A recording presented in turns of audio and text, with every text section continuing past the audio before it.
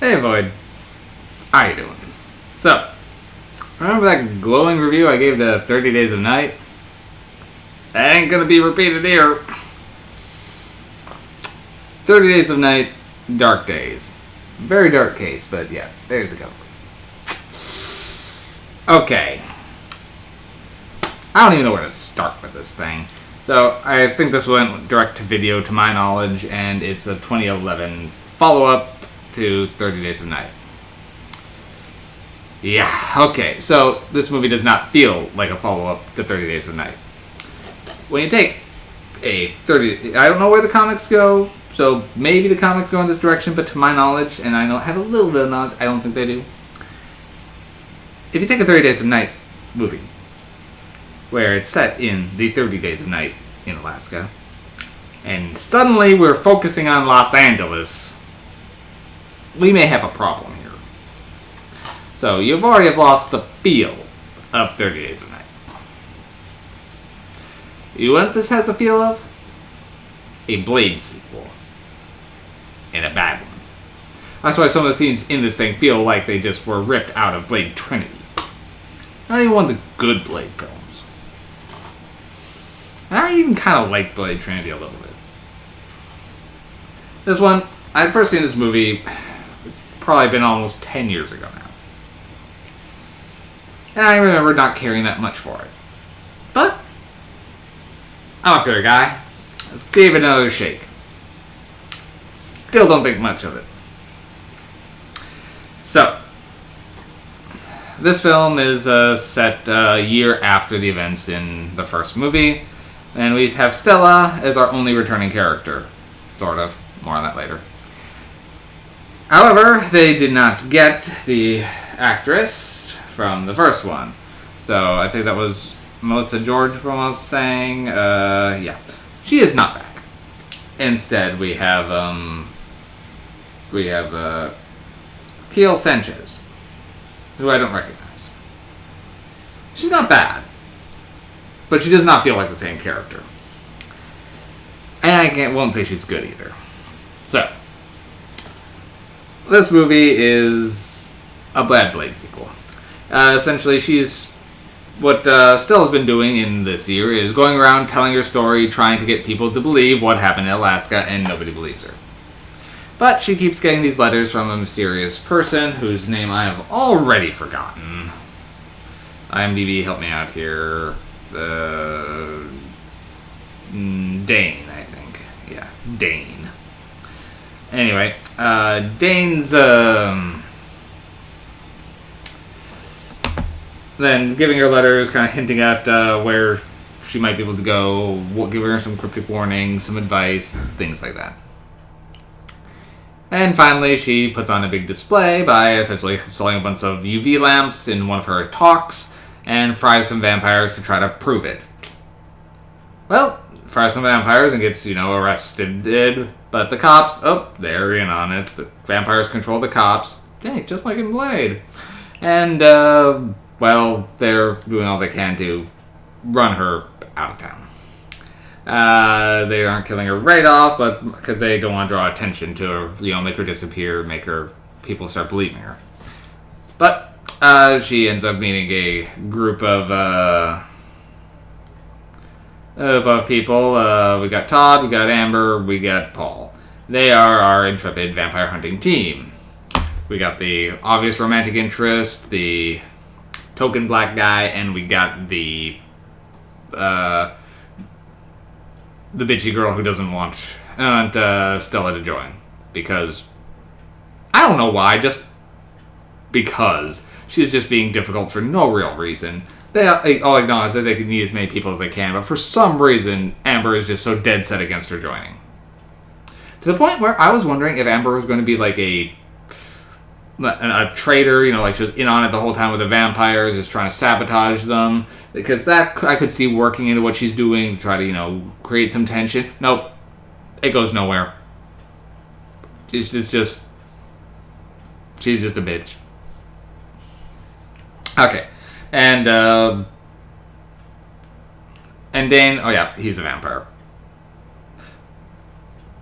So, however, he is because he was lightly bitten, he's maintained his humanity, which doesn't make any sense to me. There was nothing in the first movie that made me feel like the vampires lost their humanity or who they were when they got bit. I mean, we see a couple people, like two main people turn in the first movie. First one is a guy who got bit and was left underneath the place. So when he attacks someone, he's more just really hungry, doesn't know what's going on. He doesn't know what he's doing and just kind of loses himself for a moment. But he's still the same person. He's talking and whatnot.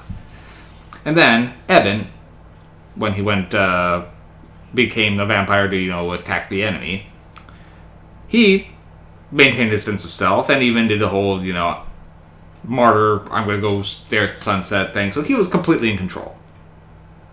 Here, someone gets bitten 5 minutes later, they're just lunging at their friends for no reason. So they've kind of changed the nature of how the vampirism works. Just cause. You get bitten, you turn into, you almost go 28 days later, zombie. And what they're doing is they have tracked down the vampire shot caller, Lilith, who pretty much orchestrated the Alaska attack and is pretty much, the vampires don't move without her say-so, so they try to take down the vampire network. Now, I know in the comic, Marlowe's group that attacked Alaska was a rogue group who was actually the Vampire Council was pissed at because he just almost exposed them.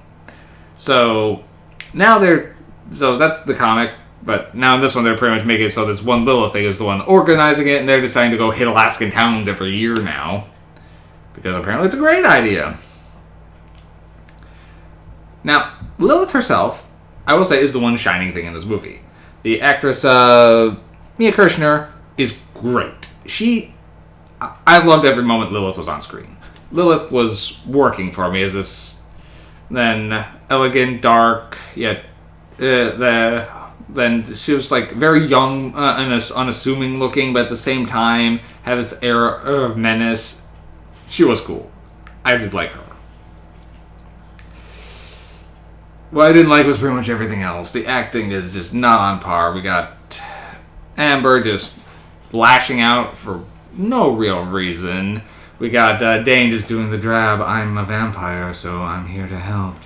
He's very monotone the entire time. I mean, Stella's trying, but she's just doing she's lost all the character from the previous movie, so we have nothing to hang on to there. And the agent character, played by Troy Ruptash, he is just so over the top, but not in an entertaining way. It just takes you out of it kind of ways. That he just really wasn't working for me. Most of this movie is not working for me. It's pretty much the characters go in, try to find the vampire team, vampire lair, get attacked, get overwhelmed, lose a member. Repeat. So, until we finally have Stella facing down Lilith. Right. So, none of that's working for me. Also, everything else about the production just is falling apart here. The gore effects are terrible. The blood is mostly CG'd, and there's some dodgy CG gore scenes around. None of it's doing anything for me. And then the ending is egregious, and get on that in a second. That's the one pin I put in for earlier about returning characters. And there's just other things just don't... If you are raising eyebrows along the way that I might be able to overlook in a better film, but because of the other flaws, it just draws attention to them. First, okay, they're doing the whole vampire bathing in blood thing. And now, this isn't the only vampire movie to do it, but the way this one does it just made me start thinking. And because I had nothing else to hold on to here. So, yeah, I know some vampires, they have to do that. Usually it's an Elizabeth Bathory reference because usually they're bringing Elizabeth Bathory into it. They're not bringing Elizabeth Bathory here. The Lilith is just chilling out in a bathtub full of blood. Now, I don't know about you, but I would not go and sit in a bathtub full of gravy, honey, barbecue sauce, maple syrup. So, why? I know some vampires do it as like a decadence kind of thing, but she's just on like this boat, and it's drab everywhere else other than her great gothic dress. So it's like the only thing, and they don't really draw any attention to it other than the fact that maybe there's a reason to get her naked. But why would a vampire want to be bathing in blood? It's just, it really doesn't make any direct sense. I mean, do you sit in your food? I don't sit in my food, especially if I'm going to drink it later. I don't know. But in some vampire movies, I would ignore that if there's something to keep my attention. This one, I'm not doing it. Next time, it's like they're running around LA, the main characters just have these guns out like half the time in the most deserted LA I've ever seen. But, yeah, so they're just carrying shotguns and rifles around. Like, guys, you're in the middle of the day. Aren't you going to get picked up by the cops just hanging out with that? No, okay. And another part that just got to me was, I have no idea if this is in the comic, but something tells me it probably isn't. Correct me if I'm wrong, please. I would be interested in learning. But they make a thing where you can resurrect the vampires. Okay. Sure. If they don't sever the head of a scorched or killed vampire, if you give them some blood, they'll get back up. Now, it's kind of lame, but I'm not completely opposed to the idea. But they only do it for the ending. They do it in one scene earlier to establish it.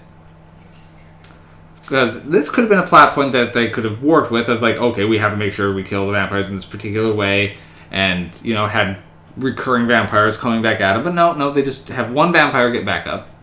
Just to show Stella how it works. That's the only reason this happens. And that's... So despite her having some romantic chemistry with Paul throughout the whole movie, it's mostly so she can resurrect her dead husband. The one that she was having a lot of difficulties with in the previous movie. Which, yeah, they were starting to do the get back together thing in the previous film. Fine. But now that she's panning out, the way she's pining, going over, it's like they had the perfect relationship, and she's so in love with it. And second, in doing this, first off, I'm pretty sure, again, I could be wrong, because it has been about a couple months since I did watch 30 Days of Night, that when Eben went out and sat in the sun to essentially commit vampire suicide, I'm pretty sure he just crumbled completely to dust. Now this one, yeah, he's got a corpse and she's going to bring him back to life. Why are you doing this? First, Eben chose to kill himself here. He did not want to be a vampire. He only became a vampire to save everybody, and then he wanted to just end it. So you are now just bringing him back, obviously against his wishes here.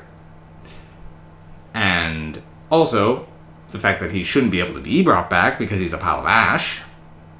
But no, you're digging up a full corpse. Great. So we have a returning character of Eben for a split second, not played by Josh Hartnett. And now he has succumbed to the whole vampire bullshit in this one, because as soon as she brings him back, he just goes psycho and bites her. The end. Yeah, I don't mind spoiling the shit out of this one. So, not only does it end on a middle finger to the audience, but it also ends up with the middle finger to the previous film for negating his sacrifice here by just bringing him back just to turn him to a dick. This movie was bad. I can give 30 Days of Night, Dark Days indeed, 2 MacGuffins. And that's pretty much entirely because of her. Lilith works. Nothing else about this film does. I do appreciate that they kept the vampire designs roughly the same and the same mannerisms for the shrieking, but adding the resurrection thing didn't work. And now that whenever you're doing a vampire attack, the scenes are so watered down that it's just not working. So, 2 MacGuffins. This one probably would be a 1 if it wasn't for Lilith. Alright, Void. I'm out. See you guys later.